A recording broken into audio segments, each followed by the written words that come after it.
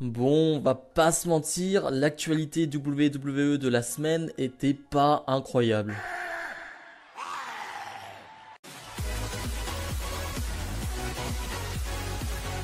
Et bonjour à tous, on se retrouve aujourd'hui un dimanche pour une nouvelle vidéo.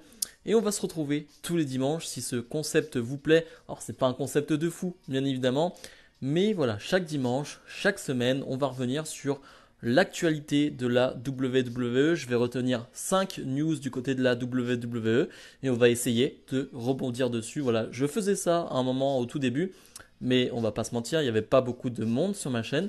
Là, il y en a beaucoup plus, beaucoup qui ne suivent pas toute l'actualité WWE. Donc, je me dis que ça peut être intéressant de faire 5 news chaque dimanche sur la WWE. On débute avec la news numéro 5 qui concerne NXT 2.0. Vous le savez, cette semaine, on a eu ce nouveau NXT, le nouveau NXT 2.0. Et on a eu quelques surprises avec l'arrivée de Bron Breakker. Alors Bron Breakker, c'est le fils de Rick Steiner, donc un ancien catcheur de la WWE, fait partie de la famille Steiner, donc grosse famille WWE en termes de catch. Et il a remporté son combat contre LA Knight, qui était quand même un prétendant pour le titre majeur de NXT. Donc c'était une grosse victoire, sachant qu'il l'a battu en 7-8 minutes. Donc énorme victoire pour une arrivée comme ça. Alors, Bron Breakker, qui a seulement 23 ans, donc c'est vraiment un très très jeune catcheur, eh ben on nous rapporte, PW Insider nous rapporte qu'il y a de très très gros plans pour l'avenir de Bron Breakker. Voilà, c'était pas juste l'histoire d'une soirée, cette victoire contre LA Knight, c'est pas juste pour marquer le coup sur une nuit. Non, il y a vraiment des plans sur le futur et PW Insider nous rapporte vraiment que voilà, la WWE croit vraiment en lui et va le pusher ces prochaines semaines, ces prochains mois. On pouvait s'en douter. Pour le coup, si on peut en parler quelques secondes, on pouvait s'en douter. Une victoire comme ça face à LA Knight, ça ne pouvait pas être le coup d'un soir. Forcément, ça va durer, ça va être dans le temps. Et moi, de ce que j'ai vu face à Late Knight, ça m'intrigue. Voilà, il a un gros charisme, gros physique. Sur le ring, sur 6-7 minutes, ça m'a fait penser un peu à Jason Jordan. Donc ça m'a intrigué. Voilà, ce côté un peu lutteur m'a vraiment intrigué. Donc j'attends de voir. Donc on va voir. Mais ouais, clairement, Brand Breaker va être très très très pêché du côté de NXT. On va parler de contrat dans ce Total Catch News et on va parler en news numéro 4 du contrat de Johnny Gargano. Johnny Gargano qui est un membre du roster de NXT depuis des années maintenant. Et Fightful nous rapporte que le contrat de Johnny Gargano se termine le 3 décembre 2021. Autant vous dire que c'est quand même dans très peu de temps, hein, c'est même pas dans 3 mois. Et il nous rapporte aussi que pour le moment, la WWE n'a rien fait pour prolonger Gargano. Voilà, il n'y a pas de discussion, il n'y a rien entre les deux, il n'y a pas de proposition de contrat pour le moment. Et ça m'inquiète, vraiment, ça m'inquiète un peu parce que j'ai l'impression que il y a des problèmes en termes de contrat avec la WWE. Je vous rappelle qu'Adam Cole, donc, qui est parti de WWE, nous avait indiqué comme quoi la WWE n'était peut-être même pas au courant qu'il leur restait que quelques semaines de contrat et que finalement ils s'y sont pris au dernier moment pour essayer de le prolonger. Et là, de me dire que Gargano, qui est quand même une de tes top stars de NXT depuis des années, qui est une valeur sûre de ton roster, qui est adoré des fans, de te dire qu'il lui reste que 2 mois de contrat et que t'as pas eu de proposition, t'as rien eu, ça m'inquiète un peu. Ça m'inquiète pour NXT. Donc, on parle de changement de NXT, on l'a bien vu sur ce nouvel NXT. On a eu beaucoup de nouvelles têtes, de nouveaux visages, de nouveaux catcheurs. Est-ce que Gargano, est-ce qu'ils vont le laisser partir, tout simplement? Moi, ça me paraîtrait bizarre, ça me paraîtrait bête, si je puis dire. Vraiment très très bête, parce que voilà, c'est quand même Johnny Gargano, c'est quand même Johnny Wrestling, c'est quand même quelqu'un. Donc voilà, je ne sais pas, je pense qu'on aura des news bien évidemment les prochaines semaines, les prochains mois, mais pour le moment je trouve ça assez inquiétant. En news numéro 3, on retrouve Rhea Ripley qui était en interview pour Low Blow. Et Rhea Ripley va nous dire quelque chose d'intéressant, elle va nous dire j'ai fait déjà beaucoup de choses dans ma carrière, mais j'en veux plus, j'en veux toujours plus. Je me donne encore 10 ans, voilà, je me vois encore 10 ans dans ce métier. Alors certains ont été assez étonnés du fait qu'elle donne un chiffre comme ça de 10 ans et le fait que 10 ans, c'est pas énorme. Mais j'ai fait mes recherches et c'est vrai que Rhea Ripley n'a que 24 ans, elle est encore très très jeune, donc 10 ans on peut se dire elle aurait que 34 ans et bon, c'est quand même assez jeune quand même pour une catcheuse, pour un catcheur. Enfin, c'est quand même très très jeune, 34 ans pour une superstar. Mais si tu fais tes recherches, Rhea Ripley, ça fait déjà 8 ans qu'elle est dans le métier. Oui, parce qu'elle a commencé à s'entraîner pour le catch quand elle avait 16 ans.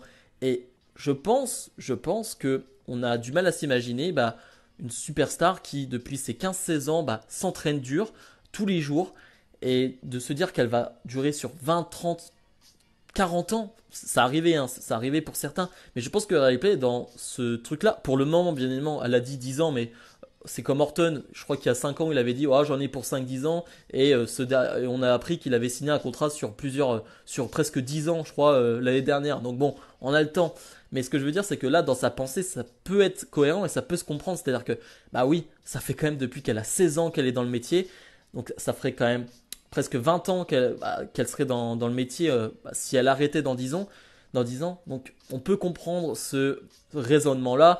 Comme quoi, ça peut lasser, ça peut faire mal à ton corps, ça fait mal à ton corps. Et ouais, je peux comprendre ce raisonnement de Rhea Ripley. Donc voilà, 10 ans, moi je lui donne, je pense qu'elle aura plus, je l'espère en tout cas, parce que c'est Rhea Ripley. Et en tout cas, chaque fois qu'on la voit, c'est quand même du bonheur, Rhea Ripley sur le ring ou en termes de personnalité.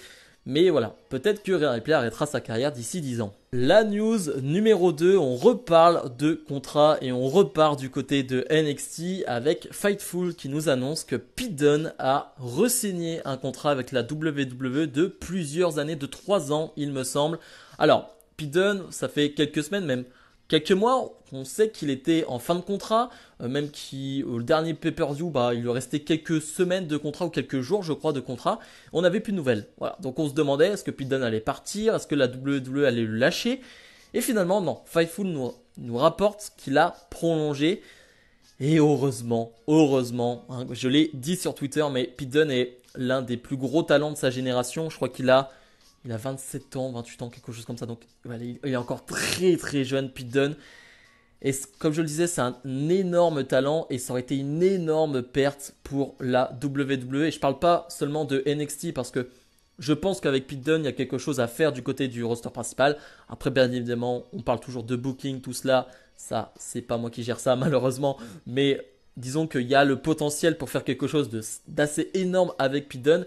Je suis rassuré qu'il l'ait prolongé parce que vraiment, le voir partir, ça m'aurait mis un coup et j'aurais pas compris. Vraiment, quelqu'un de jeune, d'aussi talentueux, qui plaît énormément aux fans, qui est là depuis déjà des années, qui a prouvé à NXT UK, qui a prouvé à NXT. Ouais, ça m'aurait surpris. Donc, très content que Pete Dunne ait prolongé. La news numéro 1, elle vient de la WWE elle-même. Et oui, parce que je crois jeudi soir, la WWE nous a annoncé que Roman Reigns fera face à Brock Lesnar en Arabie Saoudite lors du pay-per-view Crown Jewel le 21 octobre. Et pour le moment, ce qui est intéressant, ce qu'on peut noter, c'est que le match n'est pas pour le titre parce que bien évidemment, il y aura Extreme Rules avant et on le sait, Roman Reigns défendra son titre Universal face à Finn Balor. Donc, pour le moment, le match n'est pas pour le titre.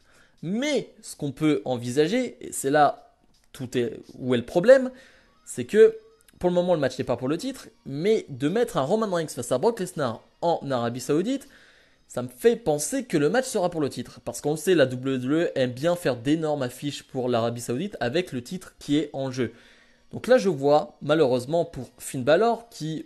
Voilà, je croyais en lui, hein. Jusqu'à jeudi soir, je croyais en lui, en démon, qui pouvait battre Roman Reigns à Extreme Rules. Vraiment, j'y croyais, parce qu'en démon, il n'a jamais perdu. Mais là, du coup, je n'y crois plus du tout, et là, ça pose un vrai problème. C'est-à-dire qu'en termes de suspense, peut-être qu'on perd des points, vraiment, je pense. Et surtout, bon, je pense que le point principal, c'est que on ne veut pas ce type de match en Arabie Saoudite. Brock Lesnar contre Roman Reigns, c'est un dream match qu'on a déjà eu à plusieurs reprises. Mais là, on a une configuration différente des autres matchs. C'est Roman Reigns qui est le heel et Brock Lesnar le face. Donc on attend de voir ça. En plus, leur précédent segment, la semaine dernière, c'était assez incroyable comme segment. Donc on veut en voir plus, on veut voir ça. Et on te le met à Crown Jewel, donc en Arabie Saoudite. Et on sait comment ça se passe en Arabie Saoudite. La plupart du temps, le public dort. Il n'y a pas vraiment trop d'ambiance. C'est assez particulier. Le public s'endort, se réveille. s'excitent pour des matchs qui ne nous intéressent pas et des matchs qui nous intéressent énormément, bah eux, ils s'endorment. Donc voilà, c'est un public assez particulier et j'imagine que il y a eu beaucoup d'argent hein, dans ce deal là pour que Brock Lesnar et Roman Reigns s'affrontent en Arabie Saoudite. Donc voilà, je suis assez déçu.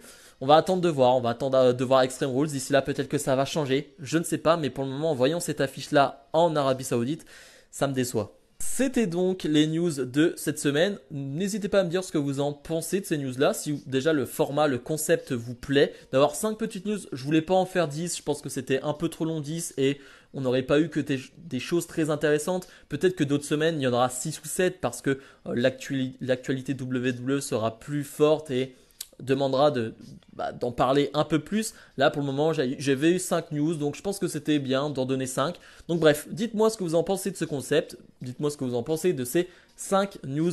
Comme d'habitude, n'hésitez pas à mettre le petit pouce bleu et à vous abonner. Nous, on se retrouve dès la semaine prochaine pour d'autres vidéos et dimanche prochain pour le Total Catch News. Salut, salut!